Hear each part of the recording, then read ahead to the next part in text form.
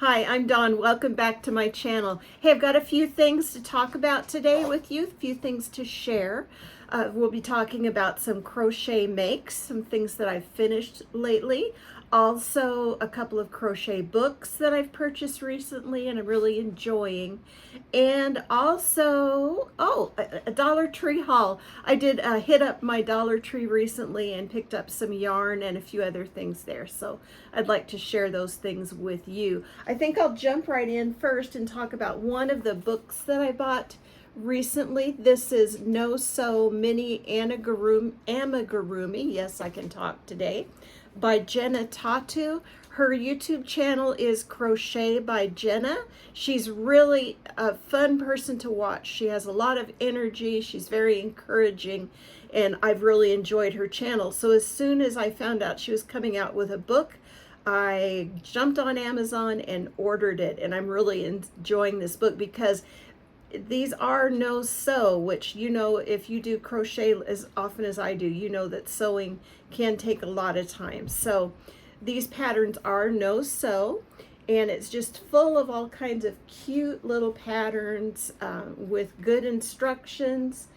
And I'm really enjoying this. As I keep saying, I really am enjoying this book.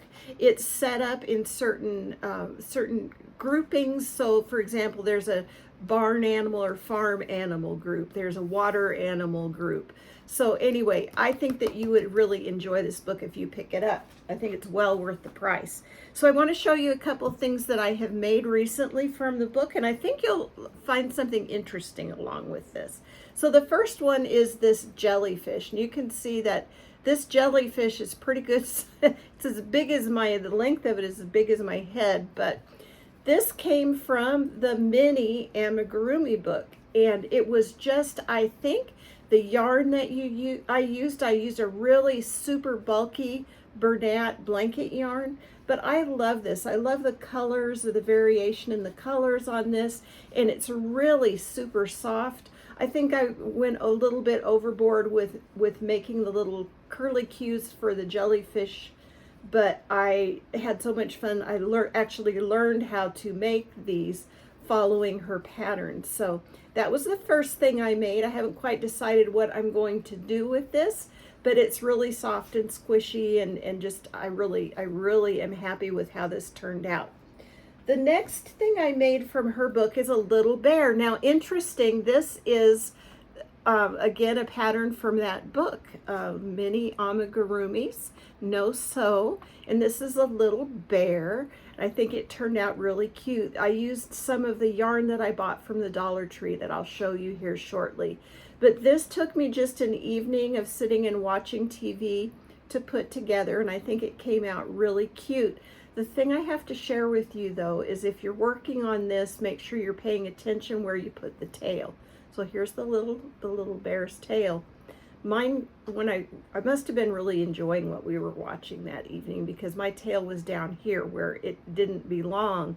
So I decided I was trying to figure out how to get rid of this extra tail down here. I did go ahead and just do a bobble stitch to put the tail up here where it belongs, but the tail is actually tucked in here and sewn over because I couldn't figure out how to detach it, because again, it's no sew, so it was part of the pattern itself, and it would have really messed up all the stitches if I had tried to cut that out or tried to get it out. So I just kind of pushed it in and stitched over it, and so far it's staying in there. It's not poking out. But anyway, this is the little bear. My husband and I recently went to on a trip to Bearizona here in Arizona and saw lots of bears. So I made this for him, don't tell him. One thing I would do is probably put the legs down a little further. They kind of came out a little up higher than I like, but I'd probably put them down here rather than up as high as they are. But this really, I think it really came out cute, and I'm really happy with this. I just added the nose with some worsted weight yarn. Really easy to do. I think it's a beginner friendly book as well. I also picked up this book called Amigurumi Friends, and I'm looking for the author, Jade Gauthier Boutin. And this book is really well done. I've not made anything from it yet, but the concept behind this book is that she gives you the different pieces to make, because if you look closely, every one of these animals has the same starting place. They have the same head. So she explains how to make the head, which is just a little ball, how to do that. And then going into the separate patterns, she talks about how to add the details. She does the same thing with the body. So if you can see here, here's a body of a cow that's laying down.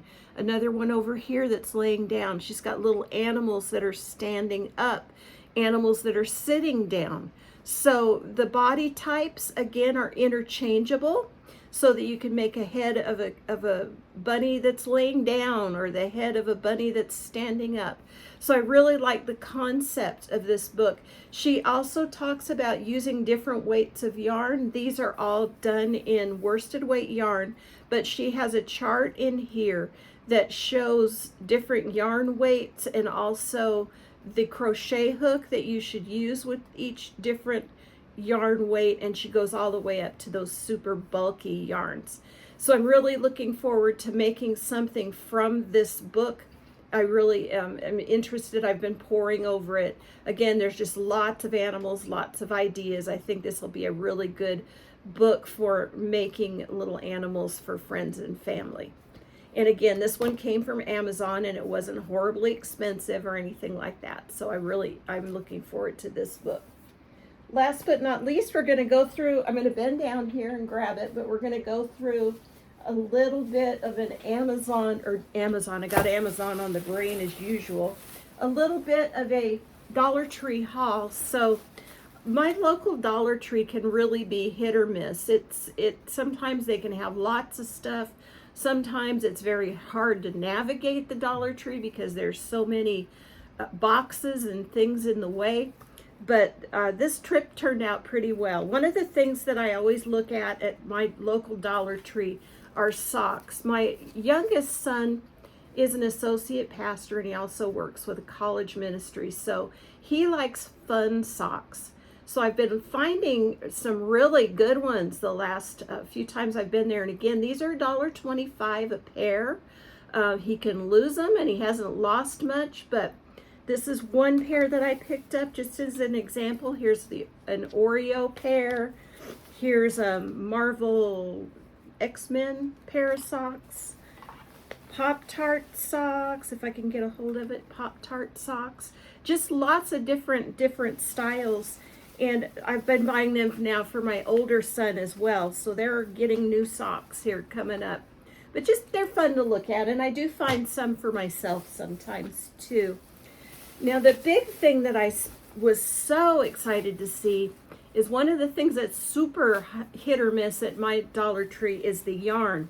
I get so jealous of seeing these other people on YouTube that are finding great yarn at their DollarTree, and then I go to my DollarTree and there's like 2 skeins of pod over yarn and really nothing there. But the last few times I've been there, I've had really good luck.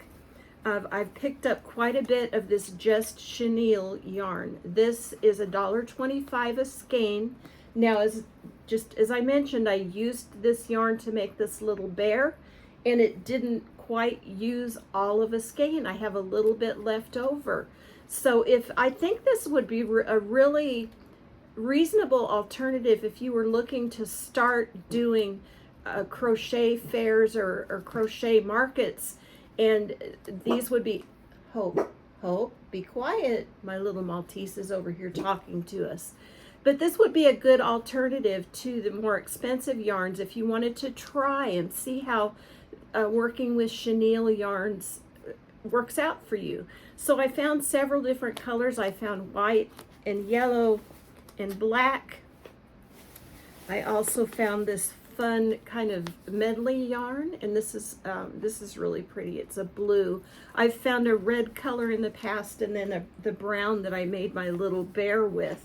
So I was just really excited, and I didn't buy all of the colors that they had because I have some on hand. So I was just really pleased that I found what I was able to find.